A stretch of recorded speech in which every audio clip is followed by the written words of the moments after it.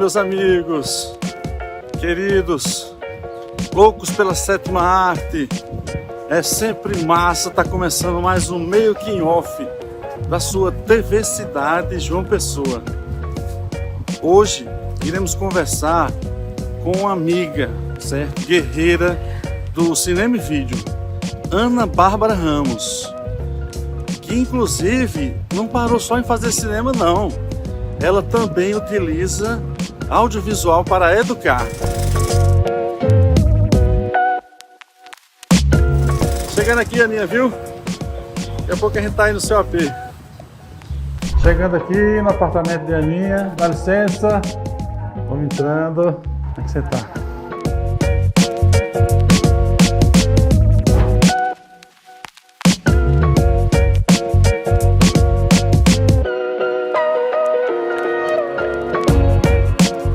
Ana Bárbara, que bom aqui com você. Faz tempo que a gente vem tentando esse bate-papo, né? Que bom que a gente conseguiu agora. Ansioso para a gente começar. Pois é, quase um parto, né? Porque quase quase 9 meses que a gente tenta marcar. Mas que bom, agora a gente está aqui hoje, vamos bater esse papo bacana aí sobre coisas de cinema e muito mais. Para começar, a gente sempre inicia com um ping-pongzinho para conhecer um pouco você. Para quem não conhece, para quem conhece, só para reforçar, né? De onde nasceu Ana Bárbara? Então, eu nasci em Olinda, Pernambuco. E depois veio para... E depois vim para cá, para João Pessoa, já moro há muitos anos. Muito cedo você veio para cá? Ou... Com 19 anos. 19 anos. Veio e ficou com muita gente. Isso. Aí eu entrei na universidade, enfim, aí fui ficando por aqui. Qual a sua filmografia, assim, para fazer uma relembrada nos filmes que você já produziu? Eu sei que é mais documental a tua praia, né? Isso, curtas-metragens. Curtas-metragens, principalmente. Relembra aí alguns filmes que você já executou. Eu fiz o Sweet Caroline, que é um documentário que acompanha Caroline, uma menina que tinha, enfim, uma relação com os galos, com galinhas e Sociedade do Cloro, Cabaceiras, Oferenda. Então, uma filmografia até razoável. E recentemente eu fiz 2 curtas, né, que foi o que eu apresentei, né, que são filmes que são voltados para o público infantil. Um se chama O Meu Que Tá Maior Que o Mundo e o outro é Cósmica, que é assim de 2000 e o ano passado, 2021 e 2022. Né? São esses filmes. Sweet Caroline foi o assim que teve maior repercussão, teve prêmios, circulou festivais pra caramba, não foi isso? Exatamente. É um filme que circulou bastante. Muitas premiações, circulou não só em festivais também, mas teve um circuito também na TV Pago, né? Por exemplo, foi exibido no Canal Brasil, no Canal Curta, foi exibido até na TV Portuguesa. Enfim, tem toda uma... Quanto tempo tem o filme, a 15 duração minutos, dele? 15 minutos. Foi feito em película? Não, ele digital. foi feito em Hi8. Hi8? Exatamente. Foi um filme que custou muito baratinho, assim, a produção dele, e tem um caráter muito caseiro, né? Mas que teve essa, assim, por essa premiação, né? Terminou tendo um resultado muito positivo também financeiramente. Massa. E quais foram os prêmios, assim, que você arrebatou com Sweet Caroline? Então, festival... Gente, deixa eu lembrar. Foi em 2009 isso, sim, né? Sim. Então, já faz um tempo. Mas tem prêmio, sim, claro, que eu vou lembrar. Filme. Melhor filme, melhor direção. Sempre melhor filme, melhor direção, júri popular. E no festival Curta Rio, vários festivais. Tem festivais que nem existem mais, mas, por exemplo, o Festival de Pernambuco, o Cine PE, um festival no Rio Grande do Sul, que é o Cine Esquema Novo. Enfim, ganhou o prêmio no Festival de Vitória. Muitos prêmios, assim, eu não vou lembrar todos, mas tem um circuito em festivais interessantes. Como foi para você, assim, participar desses festivais, inscrever e tal? Trabalhoso ou foi tranquilo, assim? Como é? Não, então, participar do festival? é um processo que continua, né? Imagino, né? Que assim, tem essa facilidade de ser tudo inscrições online, então eu sempre acompanhava um Kinofórum, né? Que tem o guia dos festivais. Sim. E era um guia que termina ajudando bastante quem está produzindo, né? Sim. E aí tem as datas dos festivais, eu ia lá no Kinofórum, fazia preencher, enfim, mandava. Não era assim. tão complicado participar, não? Não era complicado, assim, e de um modo geral eu conseguia sempre exibir os filmes nos festivais. Eu dei pesquisando outro dia e é um circuito assim, que tem muitas possibilidades. Assim. Acredito que no Brasil são mais de 60 festivais, né? Muito mais, né? E a nível de mundo, então, nem se fala, né? Ele circulou em festival internacional, não? Ele circulou em festival internacional, mas aqui no Brasil. Tá. Né? Assim, por exemplo, o Festival de Curto de São Paulo, o Festival Internacional de Curto de São Paulo, foi exibido, esse festival no do Rio, que é o Curta Cinema, é um festival internacional. Então, ele... Aqui no Brasil. Exato, exatamente. Você foi sócia da Pigmento, né? Isso. Quanto tempo você foi sócia? Como foi essa experiência? Então, foi uma experiência muito significativa na minha vida, né? Então, foram 10 anos que eu fiquei na Pigmento. 10 anos? Isso. Com os meus queridos sócios, João Carlos, Bruno Salles, Guga Rocha, Eli e Otto. Né? Otto Cabral. Antes disso, eu estava na BD, né? Eu fui presidente da BD, né? Associação Brasileira de Documentaristas, a seção daqui da Paraíba. E a BD tinha esse caráter, né, de convergir, né, os aspirantes, enfim, os diretores de cinema, então a transição para Pigmento foi um pouco, sei lá, levar um pouco essa característica da BD, né? A Pigmento, quer dizer, ela não tinha só uma importância de equipamentos técnicos, era de pessoal também. A galera ajudava a botar a mão na massa mesmo. Exatamente. Né? Por ser da área, né? Então entrava não só tecnicamente, mas profissionalmente a galera ali ajudando, né? Isso exatamente. Realmente foi muito importante. Vamos relembrar um pouco do Filmes a Granel? É um projeto fantástico. Inclusive na época eu me lembro, foi comentada nacionalmente, assim, pela efervescência que deu na Paraíba, né? Na produção de cinema. A Paraíba se despontando aí como um estado grande produtor, né, de filmes e cinema. E Filmes a Granel foi muito responsável por isso, não é isso? Comenta um pouco, lembra um pouco como era o projeto assim. Tá.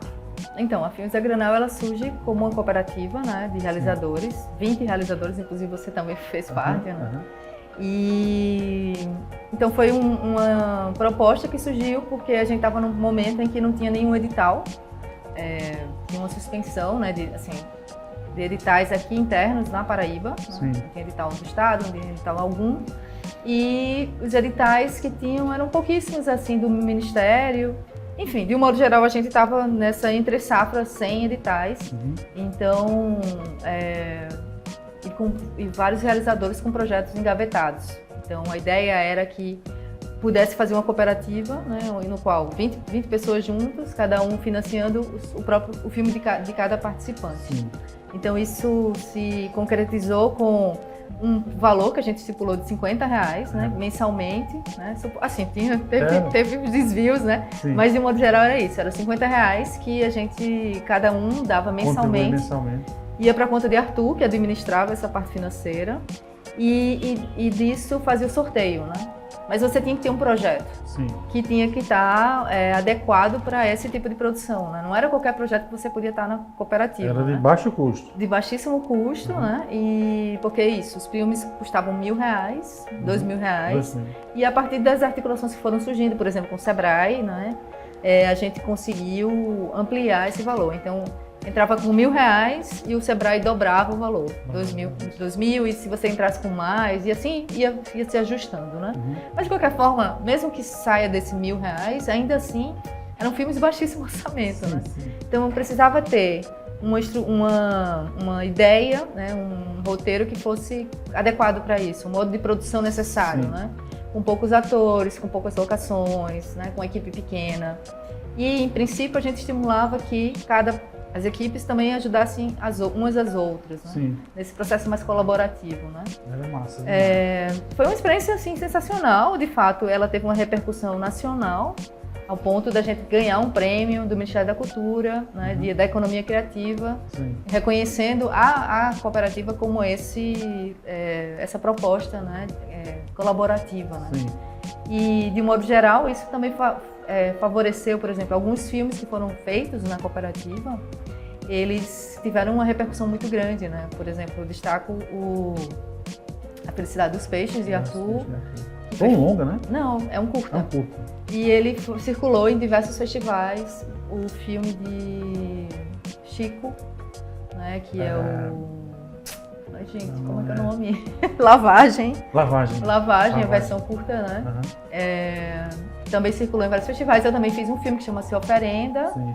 E também teve Massa demais Oferenda, uma repercussão interessante. Então é isso, era uma cooperativa de realizadores e no qual a gente se propunha a autofinanciamento dos filmes. Mas não só isso, assim, eu acho que também foi um espaço interessante para a gente pensar não só o processo de produção, mas pensar também o processo de criação, né? Porque é algo que termina ficando um tanto restrito, né? Na figura do roteirista ou do diretor. E eu acho que nesse processo da cooperativa tinha isso, de pensar também que filme que eu vou fazer, quais são as referências, trazer esse processo de criação e, sobretudo, poder compartilhar, né? Porque a gente criou um cineclube que era justamente para que cada participante da cooperativa apresentasse para o público, né, qual era o seu filme, mas quais eram suas referências, o que estava em jogo no processo de criação. Então, eu também destaco esse aspecto, sabe, da cooperativa. Troca muito interessante entre os participantes. Muito interessante. E daí, enfim, a cooperativa terminou produzindo alguns filmes que foram compilados em 2 DVDs. 2 DVDs, foi? Quantos filmes você lembra? Acho que no total foram 9. 9, né? 9 a 10 filmes no máximo. Assim, de 20 a gente conseguiu produzir. Eu fiquei devendo o meu, viu, galera? Pois vamos destaque isso aqui. Destaque isso aqui. Eu fiquei devendo meu filme, meu projeto. Como Ana Bárbara foi arrebatada assim pelo cinema? Então, acho que a maioria das pessoas deve responder parecido, né? Mas foi na universidade, né? Eu fiz o curso de Comunicação Social. Foi lá. Na UFPB e, enfim, eu cheguei aqui na Paraíba e fiquei muito impressionada, na verdade, com a efervescência cultural daqui, né? Então já comecei a conhecer o pessoal da música, do Musiclube, né? Pedro Osmar, a produção de teatro, enfim. Então achei isso muito pulsante. E quando eu cheguei na universidade, aí eu soube que tinha cinema. Eu disse, uau, como assim? Tem cinema aqui, né? Sim. Então, eu fui me inteirando disso, a produção de Vânia Perazzo, de Torquato, de Marcos Vilar. E aí eu achei isso muito curioso, né? E comecei a me interessar e fazer pesquisa, inicialmente procurando entender essa cena, né? Assistindo aos filmes, Aruanda, né? Sim. E o curso de comunicação favorecia muito isso porque os professores, né, estavam também lecionando, né, as disciplinas lá no curso de comunicação. Então isso aí terminou facilitando essa aproximação. E aí fui frequentadora do NUDOC, né, o Núcleo de Documentação Cinematográfica. E então essa aproximação se deu exatamente no curso de comunicação. Massa. A partir daí foi o que foi embrionário aí na tua jornada foi a Las Luzineides? Las Luzineides. Não foi? Primeiro projeto assim relacionado a cinema, né? Não foi o primeiro projeto, porque Carlos Dowling, né, que é um amigo querido, Carlinhos começou assim, muito jovem, né, fazer filmes. Ele já começou fazendo um projeto de 35mm, que foi o Funesto, Face Irreparável em 3 Tempos. E antes disso, ele fez um videoclipe, enfim, a gente estava nesse processo de trabalhar junto com o Carlos, fazendo produção, né, Então, a primeira experiência com cinema foi o Funesto, né? Que para mim, assim, para nossa geração, eu imagino, assim, bem representativo. Foi uma escola, né? Porque o Funesto fazia em 35mm, um média-metragem, né? Isso no final dos anos 90, assim. E aí, para fazer o Funesto foi necessário trazer, por exemplo, ainda assim, a gente não tinha aqui ainda como a gente se estrutura, né? Que tem os profissionais para fazer os filmes, mas ali a gente não tinha, então veio para cá diretora de cinema, veio diretora de fotografia, veio som, equipe de som, e vir para cá essas pessoas que já estavam trabalhando no cinema brasileiro, né, assim, outros filmes nacionais, foi fundamental para a gente, aqueles pirralhos ali, escola, fazendo, foi uma escola, não existia ainda o curso de cinema, mas pra gente, pra mim, assim, eu imagino, pra galera também, fazer o FUNEST foi essa escola, na prática, assim, sabe, foi massa.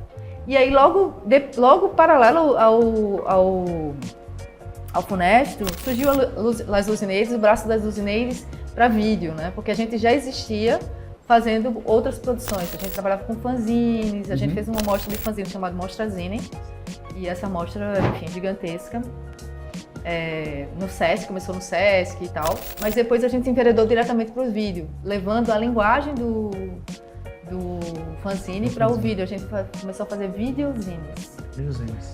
E aí, uma série dessas, assim. Massa demais. Pronto, para mim, a Las Luzineiras é muito assim, fundamental. Primeiro, nesse lugar de ser um grupo de mulheres fazendo vídeos, abrindo espaço nesse cenário, né, que só tinha Vânia Perazzo. Sim. Né? Assim, produzindo era Vânia Perazzo, a nossa referência, né?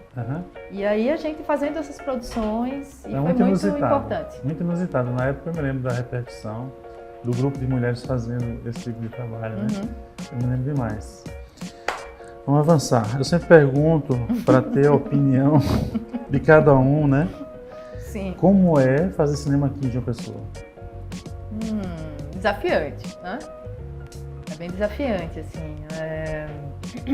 A gente tem pensando na linha do tempo, né? Eu passei por alguns processos, né? Em que a gente não tinha edital algum, né? Por exemplo, o FUNEST foi feito com a Viva Cultura, né? Que hoje em dia é o FMC, né?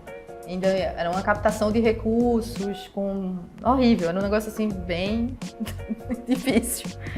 E aí depois disso veio os anos 2000 e a possibilidade, a partir, né, de um contexto mais favorável, né? Inclusive com o Ministério da Cultura na frente dele, Gilberto Gil, né? Tinha a Secretaria de Audiovisual. Então isso favoreceu bastante, porque aí surgiram editais diversos, né? Que nos possibilitaram a participar.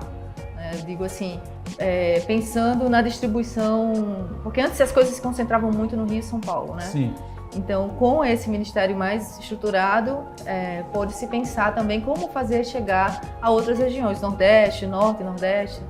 Então, com isso a gente conseguiu, por exemplo, emplacar vários filmes. Eu mesma tive 2 filmes que foram financiados pelo concurso do MINC de curtas, né? Sim. O Cabaceiras, que foi em 2006, e depois o Sociedade do Cloro, em 2012. Então, assim, tem outros, Ana Isaura também já teve projeto aprovado, Bruno, enfim. Então a gente tem esse lugar de ter esse financiamento, né? Sim. Mas não é simples, né? Agora, eu não tenho como falar muito disso agora, porque nesse momento atual eu tenho atuado de um outro jeito, né? Não estou mais nesse lugar da produção efetiva de cinema. Ele vai falar, inclusive, desse outro jeito aí que você está envolvida. Exatamente. Mas localmente eu sei que existe toda uma estrutura, né, em torno, pelo menos em âmbito municipal, né? Que é o edital Valfredo Rodrigues, né? Existe também, na qual eu até trabalhei na gerência do audiovisual, né? Na FUNJOP, na Secretaria de Cultura, já tive também nesse lugar, né, da gestão pública, mas que atualmente eu sei que tem à frente Paulo Roberto, que é um querido. Sim, Paulo Roberto. E que tem feito coisas muito interessantes, né? Assim, o próprio fórum, né, do audiovisual também numa mobilização constante, já de alguns anos, não é de agora, né? Também já estive no fórum, enfim, tem todo esse... É muito interessante pensar nisso, né? Olhar nessa linha do tempo e... já passei por aqui, já estive aqui. E principalmente não só isso, de reconhecer que eu já passei por esses lugares, mas de ver, né, amigos queridos ocupando esses lugares, continuando esse trabalho, abrindo mais espaço, abrindo possibilidades, né? Eu acho que isso é muito, muito importante, assim. Massa demais, Aninha. Eu queria agora falar a respeito desse projeto seu fantástico, que é educar, né, através do audiovisual, do cinema, né? Você migrar aí dessa expertise na área e, digamos assim, como diz o próprio projeto, né, plantar essas sementes aí com várias entidades, escola pública e tal. Como é para você aí ter essa participação nesse projeto? Falar um pouco do projeto também. Tá, beleza. Bom, primeiro não é um projeto mais. Enfim, a Semente é uma escola de educação audiovisual, né? E que tem uma escola que é uma empresa, né? Na qual fundei junto com o Felipe Barquete. Hoje é privado hoje. A gente é uma instituição e quando ela começou também era, porque, veja, quando a gente começou em 2014, né? E nesse processo de criação foi, como eu mencionei, juntamente com o Felipe, a gente fez. A gente tinha a Pigmento, que eu era sócia, como essa empresa que nos dava o aporte necessário para as articulações. Então, hoje em dia, a Semente, ela existe, ela é uma empresa, efetivamente, né? Mas, enfim, sempre teve nesse âmbito privado, né?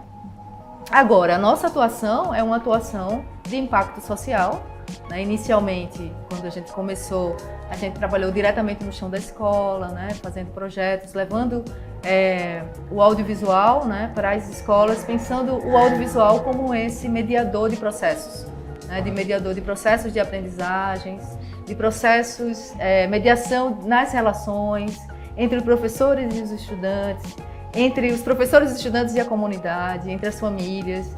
Então, o audiovisual, ele entra nessa perspectiva, sabe? E considerando, enfim, esse tempo todo, eu já tenho muitos anos, assim, trabalhando com cinema, com audiovisual. E há 8 anos eu tenho me dedicado exclusivamente, né, a esse trabalho com a educação. E para mim se abre como uma possibilidade muito interessante, assim, de alargar, né, o meu trabalho. E então, a partir da escola da Semente, que ainda assim não era uma escola, a gente se constituiu como escola há pouco tempo, né? Mas a gente atuou com projetos diretamente na escola, por exemplo, aquele que eu estava te mencionando, né? Que foi antes da Semente? Não, foi na Semente antes da pandemia. Antes da pandemia a gente fazia uma atuação diretamente no chão da escola. Então, presencial. Presencial, né? Então a gente criamos um projeto chamado Escola Experimental de Cinema. E na época a gente fez uma parceria com a UF, a Federal Fluminense, trabalhando com cinema, educação e direitos humanos. E aí esse projeto, a Escola Experimental, consistia em levar formação para os professores, né? Formação para os professores com audiovisual, realização de oficinas de realização com as crianças, um espaço físico na escola, com equipamento, com acervo, um cineclube educativo. Então, essa é a estrutura do projeto. E ele funcionou como um projeto piloto lá em Conde, né, na comunidade quilombola do Gurus de Ipiranga. E depois disso, esse projeto piloto terminou circulando também em outras cidades aqui da Paraíba, a partir de um edital com o Itaú Cultural. A gente foi beneficiado com o Itaú Cultural Rumos, e aí a gente pôde levar esse projeto para 4 cidades da Paraíba. Bananeiras, Abelê, Nova Palmeira e aqui João Pessoa, no Porto do Capim. E esse projeto foi incrível, né? Pensar nessa extensão. Né? Então, a gente tem esse caráter de impacto social, né?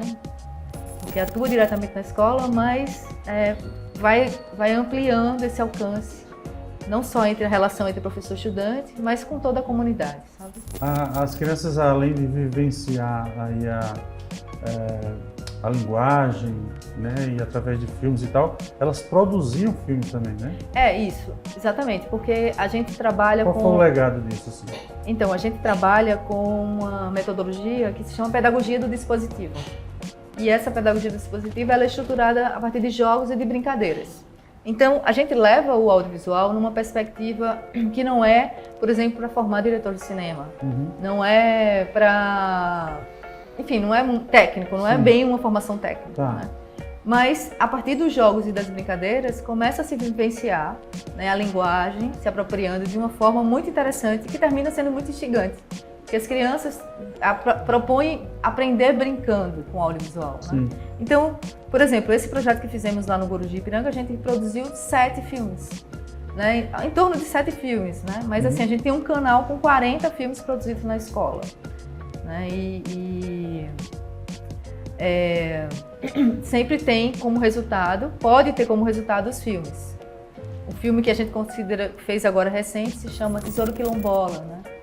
E ele foi resultado de um projeto de alfabetização e letramento, por exemplo, com as crianças do Fundamental 1. Então a gente acompanhou esse processo. Quando eu falo a gente, eu estou dizendo que sou eu, Felipe, né? Felipe Barchetti e uma equipe da escola, todo mundo junto ali fazendo. Sabe? Massa.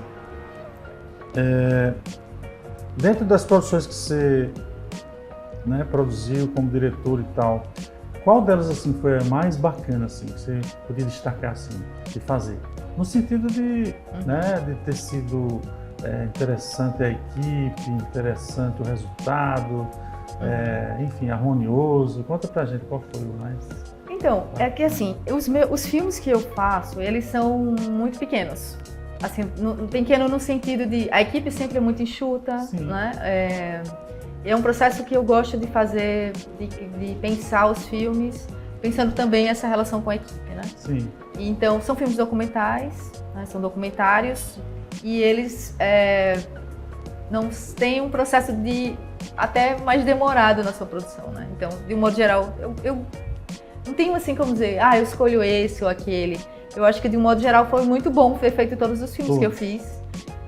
Mas eu vou destacar, né, um que eu acho que eu considero muito interessante. Aliás, dois, vou destacar dois. Massa. Tá? Oferenda, né? Eu acho que foi um processo para mim muito interessante de pensar, porque ele envolveu a minha própria atuação no filme, né? Então, primeiro que é isso, né? Assim, os filmes eles terminam tendo um tempo mais alargado de produção. Sim. Oferenda, por exemplo, eu levei 2, 3 anos para produzi-lo, porque é um encontro, né? É um encontro entre mim e um personagem que chama Vando, e a gente tem como ponto em comum a Iemanjá, o orixá Iemanjá. Você atua no filme? Eu atuo no filme. Né? Então, ele é um pai de santo. O que acontece? A gente se conheceu porque ele, na época, eu estava morando numa casa no Bessa, estava em reforma, e ele era pedreiro, ele era o mestre de obras, na verdade, dessa casa. E aí, eu tinha uma estátua de Iemanjá na casa, e aí ele achou curioso, ficou perguntando e tal, a gente comecei a conversar e descobri que ele era pai de santo. E eu descobri que ele era pai de santo, eu propus, né? Eu estava já com vontade de fazer esse filme, né? E aí encontrei esse personagem. E daí eu passei a acompanhar o processo dele. Na verdade, a oferenda, a festa de Iemanjá, que é dia 8 aqui na Paraíba, né, 8 de dezembro. Sim. E eu acompanhei a festa, né, a partir do terreiro dele. No ano seguinte, eu mesma fui fazer a minha oferenda, que no caso, é o próprio filme. Mas é isso, tem essa dilatação temporal, sabe? Sociedade do Cloro levou 5 anos para ser feito, sabe? Então, as coisas têm um tempo, assim, não tem muito... Tem, obviamente, né, a necessidade, dependendo do financiamento, né? Sim. Mas eu gosto dessa possibilidade de trabalhar de ter esse espaço dilatado para pensar o filme, para produzir essas imagens, né? No caso de Sociedade do Cloro, por exemplo, eu acompanho um grupo de mulheres com mais de 70 anos num grupo de hidroginástica. Eu fazia parte desse grupo, né? Sim. Então, essa produção levou esse tempo todo, porque eu ia filmando, eu ia para aula e pedia permissão para filmar. Então eu tinha uma câmera aquática e ia fazendo... Porque o grupo me chamou muita atenção. Porque, veja, é um grupo de mulheres... Basicamente, um grupo não só de mulheres, mas basicamente eram compostos por mulheres que tudo vivenciava ali. Era um espaço de sociabilização, não era só da prática esportiva. Sim. Mas era isso, comemorava casamento de 25 anos de tempo, sabe? Ficaram irmãos. Ali. Viagens. A professora Jaqueline, ela era incrível, porque ela se fantasiava. Você tinha data de carnaval, ela se fantasiava, todo mundo se fantasiava, então era uma festança. E eu acompanhei isso por esse tempo todo, sabe? Enfim, então as coisas não são tão urgentes, assim, tem um tempo de maturar, tem um tempo de pensar como é que vai ser, sabe? Nossa. Então, pra mim isso é importante. falar um pouco dessa nova ordem digital, né? Qual a tua impressão a respeito dessa nova ordem? Facilita o trabalho, populariza mais o fato de trabalhar com câmeras pequenas, pouca luz, os recursos, né, bem menores. Inclusive, você gravou um filme recente, Cósmica, né? Cósmica. Foi em Super 8, né? Uhum. Que é do projeto 8x8. Exato. Que é fantástico o projeto também. Paraíba sempre despontando de um projeto fantástico, né? Verdade. Então, fala pra gente assim, o que é a tua impressão a respeito dessa nova ordem digital? Ajuda? Como é pra você? Bom, eu acho sensacional, assim, porque a possibilidade, né, da gente ter, popularizar, né? Enfim, não é de agora, né? Desde os anos 2000, né, quando a gente teve essa popularização, né, das câmeras digitais e que possibilitou fazer muitas coisas, né? Porque antes, imagina, tem uma concentração, né? Porque antes disso, nos anos 90, até os anos 90, para fazer filme, a gente tem que fazer em película, né? Sim. O trambolho que é. Eu tenho até, inclusive, tá ali, ó, tem uns filmes ali. Eu fiz um filme em digital, que é Cabaceiras, e que eu, sei lá, por fetiche, terminei colocando película, né? Sim. Foi maravilhoso passar esse processo, foi muito aprendizado, mas é isso, termina restringindo, né, para poucos fazer. Sim. E os preços são assim, altíssimos e tal, né? Então, essa possibilidade do digital, de ter o acesso, né? Imagina, você ter uma câmera no celular e fazer um filme, velho, é sensacional isso, né? Então, assim, mas eu também chamo a atenção, que é uma questão, é que o fato de ter acessível isso, né, também requer de nós, realizadores, né, uma atenção daquilo que eu quero fazer, né? Sim. Porque tá tudo bem, tá tudo acessível, tudo é muito fácil, né? E tá na mão, né? Sim. Mas eu acho que é uma importância, né, da gente ter essa consciência daquilo que eu quero filmar, entende? Sim. E de ter uma presença mesmo, né? Diante daquilo que eu desejo fazer. Sim. Porque senão vai ficar uma coisa muito automática e o resultado vai ser qualquer coisa, né? Então, assim, não é o fato de eu ter a facilidade que eu tenho que esquecer o rigor, né? Vamos pensar assim, ter um rigor nesse processo de criação mesmo. Sim. Né? Então, eu acho que facilita, né? Agora, por outro lado, como você lembrou bem, né? Eu acabei de experimentar fazer um filme em Super 8. Faz muito tempo que eu tinha feito alguma experiência com Super 8, assim, nos anos 2000, assim. Fiz um curso lá no Rio de Janeiro. E fazer o filme agora, o Cósmica, também deu essa medida, sabe? Dessa, por exemplo, de um lado eu tenho o digital com a possibilidade de fazer o que quiser, de filmar horas a fio, né? Do outro lado eu tinha ali um desafio com 2 cartuchos, 3 minutos cada um, 3 minutos e meio no máximo. E essa coisa de eu não saber se deu certo ou não deu. Então essa limitação, né? Que em verdade eu acho isso bem interessante, porque a limitação me promove a pensar as minhas escolhas, né? De eu pensar com mais assertividade, vamos dizer assim, né? O que eu vou fazer, né? Então foi um desafio e tanto, assim. Sim. Primeiro que eu também filmei, né? Então eu fiquei ali, me arrisquei. Tinha uma equipe, a galera do projeto disponível para fazer, mas você eu queria... Você fez a câmera? Eu queria fazer, porque eu acho que é esse lugar de experienciar, né? O analógico, esse desafio pelo pouco tempo, quais são as escolhas que eu preciso fazer para concretizar. Né? Poder... Exatamente. Então isso... Não gastar a película. Não gastar. Com coisa errada, né? Eu terminei tendo uns problemas técnicos, mas enfim, as coisas se resolveram. Marcelo Coutinho, que fez a montagem, também ajudou bastante, assim, teve o suporte também de Mariagem, Jean. Com tua experiência, tu acha que tem diferença plástica, fazer em película, fazer em digital? Ah, sim, claro, né? Totalmente. O resultado da película ali. Eu terminei escolhendo fazer um filme preto e branco, né? E a história que eu termino contando, que é a história de Yara, né? Que é um filme de ficção científica, né? Então tem o ponto de vista de Yara, sobre a crise climática que a gente vive no mundo. Sim. E aí ela faz uma carta para a Terra, né?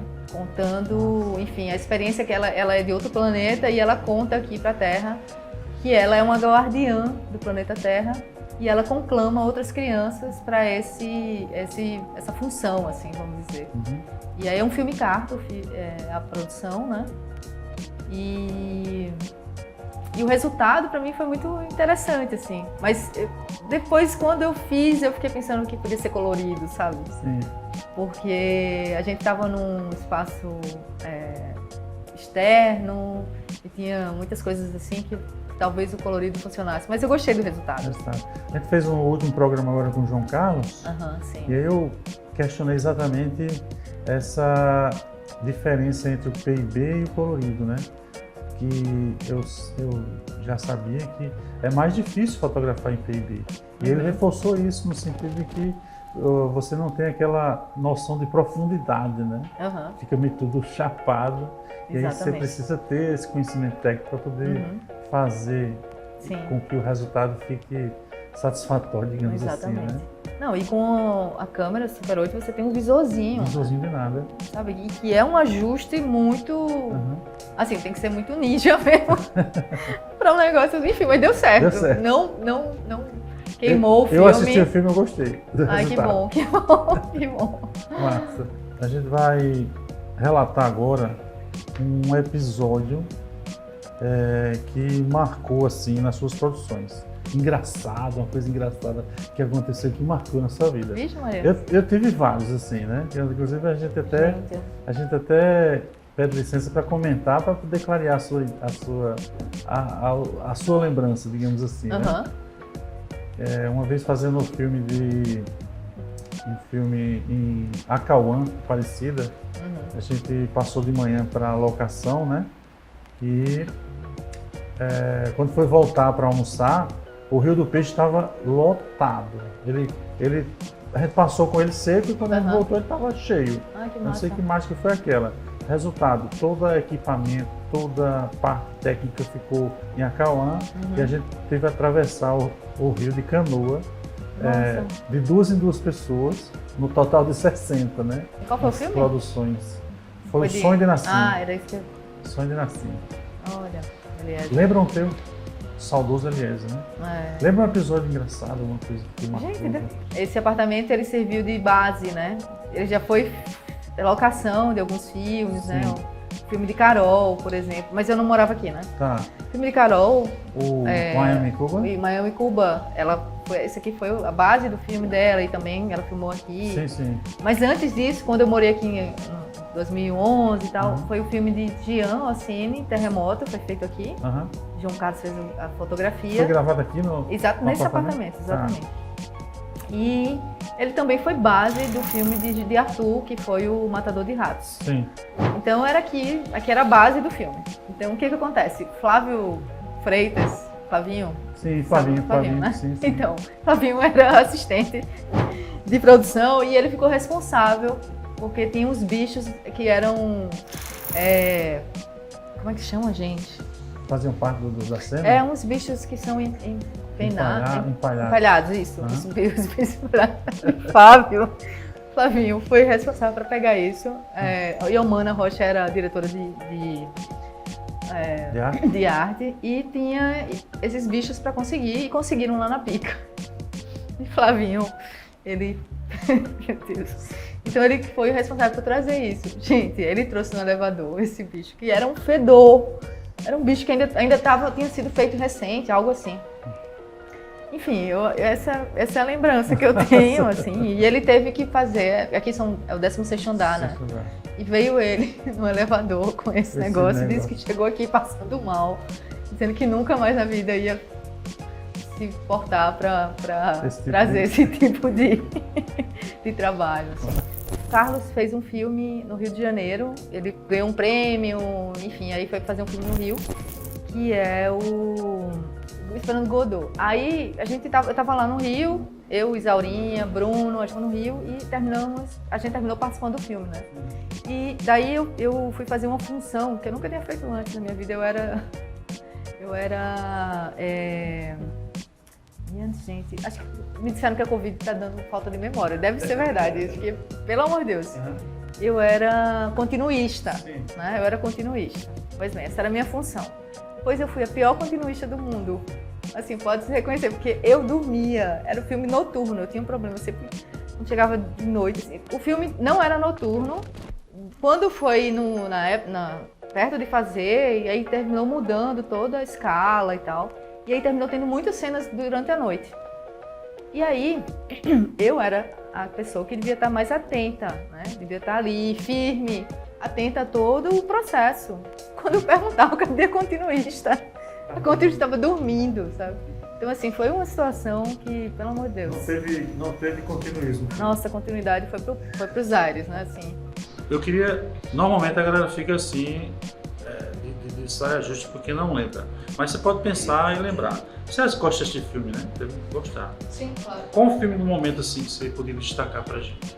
É como a referência de Ana Bárbara, assim, um filme bacana pra galera assistir. A minha indicação é Noir Blue, de Anna Pi, que tem uma curta duração, e essa diretora ela é uma bailarina e documentarista, e ela faz um filme que eu acho que me moveu bastante, assim. Eu assisti o ano passado, assim, esse curta. E ele retrata uma performance que ela faz em África. Ela é negra, né? E ela vai para a África fazer essa apresentação, uma performance, na verdade, que ela faz na rua, e também é uma pesquisa que ela também faz com danças urbanas. E esse filme, quando eu vi pela primeira vez, eu fiquei muito impactada com ele, pela simplicidade que ele é, e por ele trazer também as questões muito relacionadas à questão do racismo, né? E ela apresenta de um jeito muito delicado. Ele tem a voz off dela apresentando todo o processo, como foi que ela chegou. Ela é diretora e ela também filma. E é de uma beleza esse filme, que me impactou bastante. Primeiro, ver as imagens de África, a partir do olhar dela, né? De perceber ali também o Brasil, sabe? E ela faz essa correlação, né? Porque ela fica fazendo essa memória das imagens com o Brasil. E é muito... Porque já faz um tempo também que eu vi, sabe? Sim. Mas é um filme muito singelo e também traz questões muito contundentes em relação ao racismo, em relação a tudo isso que a gente tem vivido de uma forma... não sei se a palavra é só triste, sabe? Mas é mais do que isso, né? Enfim, então eu sugiro esse filme pra gente pensar um pouco sobre essas questões, assim. Noir Blue. De Anna Pi. Antes da gente fazer a última pergunta, eu queria falar um caso aqui, que o making off é isso, né? A gente teve uma queda de luz aqui, tremenda, a gente já estava praticamente à noite, então a iluminação do programa foi mudando de acordo com o passar do tempo, certo? Só para registrar isso. Eu queria fazer uma pergunta à Ana Bárbara, que é o seguinte: na verdade, é um legado, deixar assim para os loucos por cinema, a galera que gosta de estar, né, produzindo, bastidores, a galera que a gente conhece, quem não conhece, que está começando. O que a Aninha pode dizer para essa galera? Como é que é para estar no circuito de cinema? Então, Bom, com essa questão da facilidade, né, dos equipamentos, eu acho até que tem essa possibilidade de você estar fazendo coisas já interessantes, assim, e fazer circular, né, pensando já colocar no YouTube, enfim, nesse esquema mais digital, assim. Mas aqui, como de um modo geral, eu acho que ainda continua funcionando, né? Assim, esse processo. Eu, como eu te falei, né? Eu tenho trabalhado muito mais nesse outro campo, né? Da educação audiovisual. Não tenho estado mais nesse lugar de fazer produção, então não sei bem os acessos. Mas lembrando da minha própria trajetória, né? Que foi isso, enfim, conhecer as pessoas, né, que estão fazendo. E se oferecer como estagiário, né? Eu acho que isso pode ser uma possibilidade. né? Assim, de acompanhar ou de pedir para acompanhar um set e se articular nesse lugar, assim. A coisa aqui, o contexto ampliou bastante, né? Considerando que existem várias produtoras, existem vários grupos fazendo filmes, né? O próprio contexto também, tipo, tem a universidade com curso de cinema, né? Então, assim, tem uma cena, né, que acontece do audiovisual aqui na Paraíba, né? Então, eu acho que é isso, é se aproximar de quem está realizando e se oferecer como estagiário, enfim, começar a se articular nessa direção.